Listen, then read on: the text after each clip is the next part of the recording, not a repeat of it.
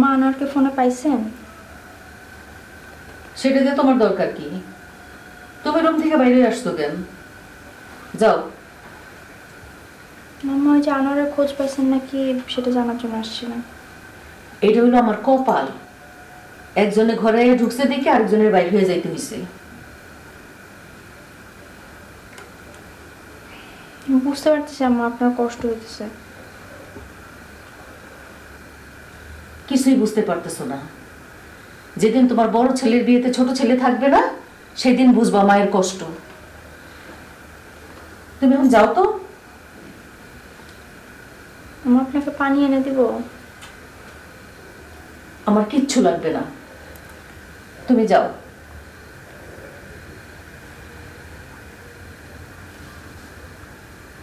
কিছু লাগলে আমার বললেন আম্মা। আমার কিচ্ছু লাগবে না, তুমি যাও তো। আমার চা।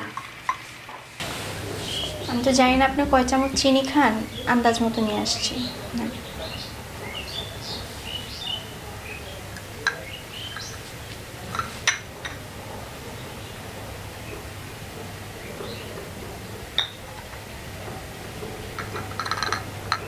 আমার চিনি ঠিক আছে? তুমি এখন যাও, তোমার সাথে আমার কথা বলতে ভালো লাগতেছে না। তুমি যতক্ষণ এখানে বসে থাকবা আমার ততই বিরক্ত লাগবো, আর বিরক্ত লাগলে পরে আমি তোমার সাথে খারাপ ব্যবহার করব, চিৎকার চেঁচামেচি করব। তার চেয়ে তুমি যাও। মা আপনার যে কারণে মন খারাপ আমারও তো সেই কারণে মন খারাপ। সে আপনার ছেলে আর আমার দেব, কিন্তু আমার কি করার আছে বলেন? আমার তো কিছু করার নাই। আমি তো তোমার দোষ দিছি। যাও তুমি। জাম্মা দুপুরে কি রান্না করব বলেন?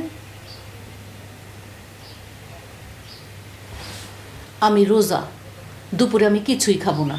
তোমাদের যা খুশি তোমরা রান্না করে খাও, যাও।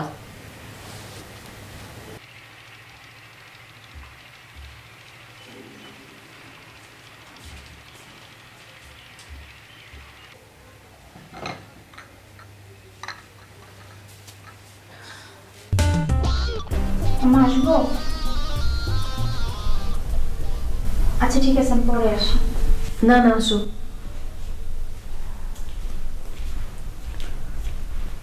আমার সকাল থেকে তো আপনি কিছুই খান নাই, বলছিলেন রোজা আছেন। সন্ধ্যায়ও কিছু খান নাই, তো অনেক রাত হয়ে গেছে। আপনার ভাত দিব? আম্মা আমি তো এই বাড়িতে নতুন, আমার যদি কোনো ভুল হয় আপনি আমাকে বলেন, আমি শুধরাই নিব।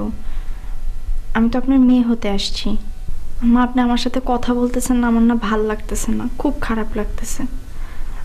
আপনি যদি আমার উপর বিরক্ত হন আমাকে বলেন। তোমার কি মনে হয় তোমার প্রতি আমি খুব বিরক্ত? দেখো, গতকাল আমার বাড়িতে এত বড় একটা আনন্দের অনুষ্ঠান হয়ে গেল, এর মধ্যে আমার ছোট ছেলে নাই। আর এটা নিয়ে যে কারো মাথা ব্যথা তাও কিন্তু নাই। বদরুলরে দেখো, সে কিন্তু তার মতো আছে। তারে জিজ্ঞেস করলে বলে ওর মোবাইল বন্ধ।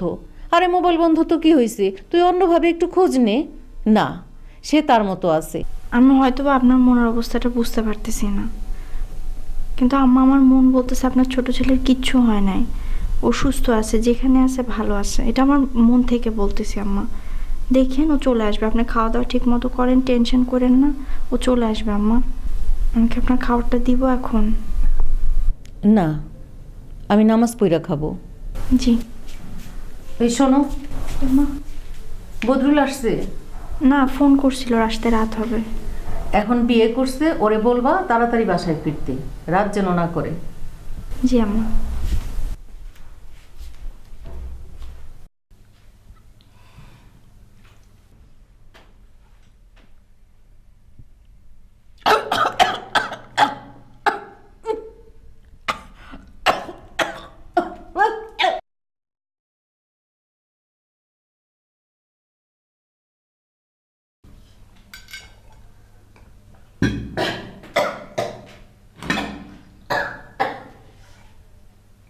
এটা কোনো খাবার হলো? হ্যাঁ, এই খাবারের জন্য, এই স্পেশাল খাবারের জন্য এতক্ষণ বসায় রাখছো? জি জি জি জি জি, এগুলো মানুষের খাবার? হ্যাঁ, এগুলো মুখে দেওয়ার উপায় আছে? ও বুঝছি, শাশুড়িরে কিভাবে জব্দ করা যায় সেটা শিক্ষা আসছো, একটু রান্না বান্না শিক্ষা আসো নাই। আগে তো শুনছি এই গুণ সেই গুণ, কত গুণ, এটা রান্না, ছি ছি ছি ছি, এটা মানুষ খালি তো মরবো।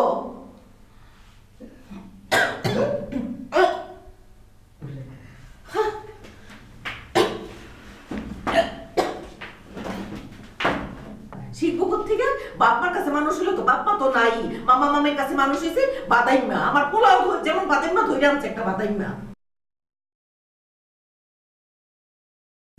এটা কি হলো?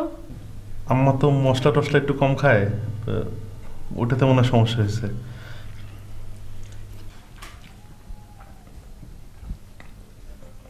না ঠিক আছে তো।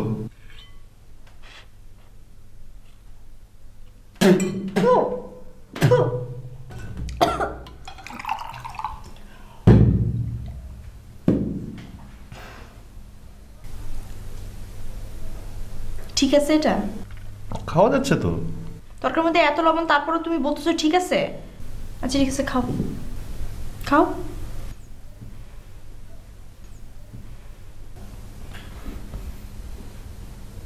একটু পানি। না, এমনি খাও। ভালো লাগতেছে না তোমার? খাও।